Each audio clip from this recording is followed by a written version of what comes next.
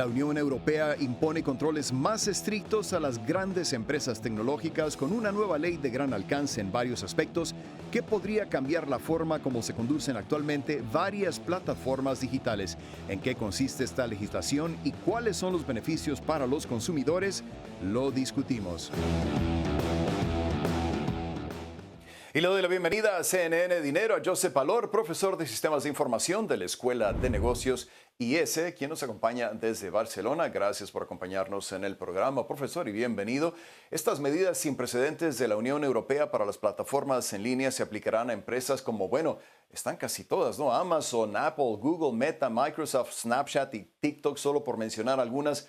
Por lo visto, se trata de regular a los gigantes tecnológicos a través de la legislación. Profesor, para empezar le pregunto, ¿es este el principio del fin de un mercado para las grandes empresas cibernéticas que hasta ahora había sido libre y que, bueno, había caído en el libertinaje en algunas ocasiones? Bienvenido, profesor. Muchas gracias. Bueno, está por ver cómo va a evolucionar, pero la realidad es que estos son dos leyes. Está, por un lado, la ley de servicios digitales y, por otro, la ley de mercados digitales, que son dos patas del mismo tipo de regulación, ¿no? A mi entender, aquí básicamente se intenta proteger al usuario del microtargeting, o sea, de la super afinamiento de los anuncios que uno ve, del contenido que uno ve, para evitar que se creen estas burbujas de información que llevan al extremismo, digamos, ¿no? Esta es la idea básica de la ley de servicios digitales. Por otro lado, es la de mercados Y, y re- digitales. sí, ¿y Dime, realmente dime. se puede hacer eso a través de la legislación, profesor? Técnicamente hablando, va a ser muy difícil, ¿no?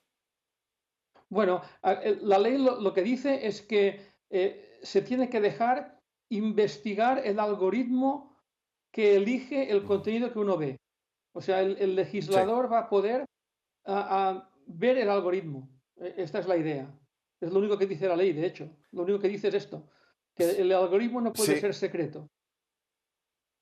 y lo decía usted muy bien al principio, habrá que ver. El mundo digital y virtual ha solucionado muchos problemas, profesor, usted lo sabe mejor que yo, pero ha creado otros, como por ejemplo difusión de información errónea, desinformación, posibles daños a la salud mental, particularmente para los jóvenes, para los niños, hoyos negros de contenido recomendado algorítmicamente, lo que acabamos de hablar hace un momento, y bueno, la falta de transparencia también, además de la difusión de productos ilegales o falsos en mercados virtuales. ¿Se pueden corregir estos problemas, profesor, de esa forma?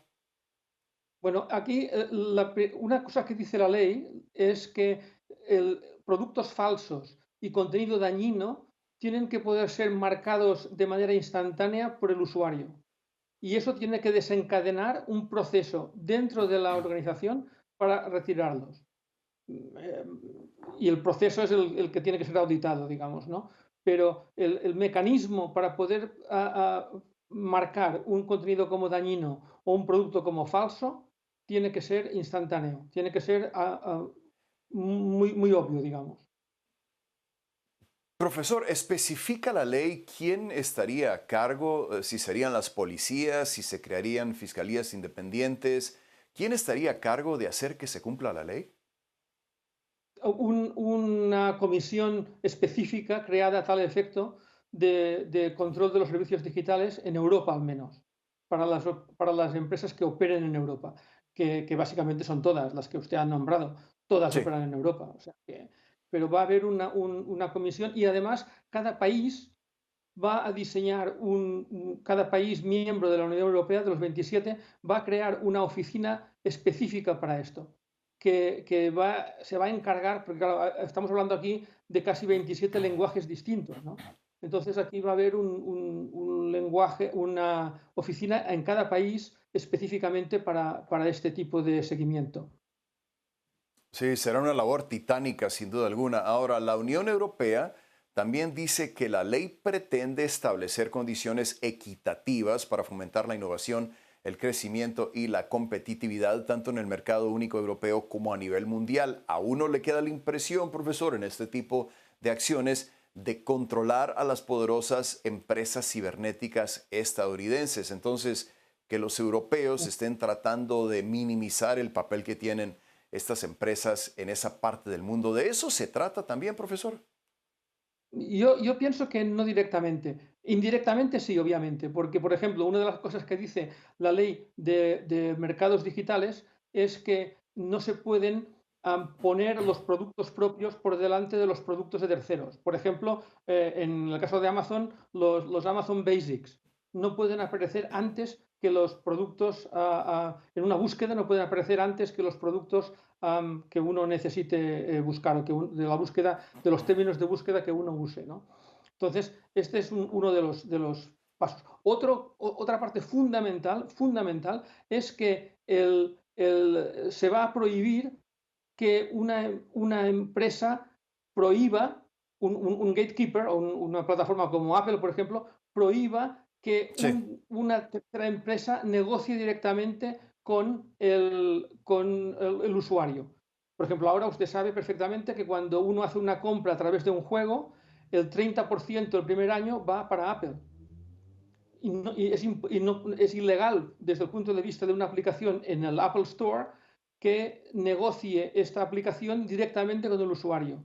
Esto va a estar prohibido cuando entre en funcionamiento esta ley. Esto va a ir directamente a la línea de flotación de los ingresos de algunas de estas empresas, ¿no? Que se quedan un porcentaje de la negociación entre la aplicación y el usuario final, la transacción económica que ahí haya, un 30% el primer año y un 15% a partir del primer año va a las arcas de Google o de Apple.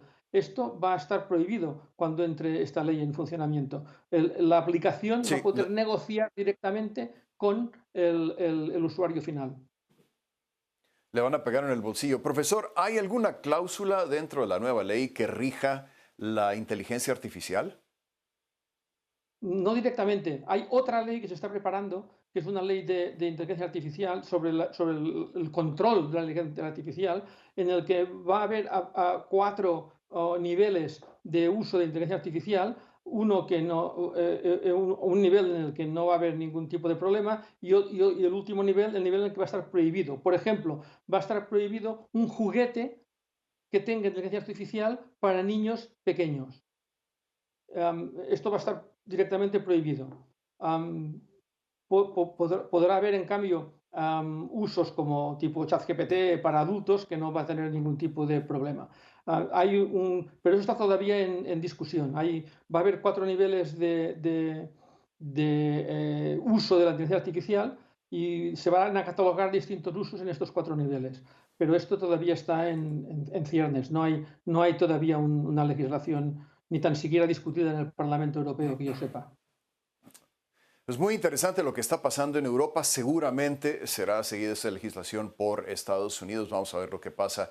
Josep Palor es profesor de Sistemas de Información de la Escuela de Negocios IS. Nos acompañaba desde Barcelona. Muchísimas gracias por la oportunidad, profesor.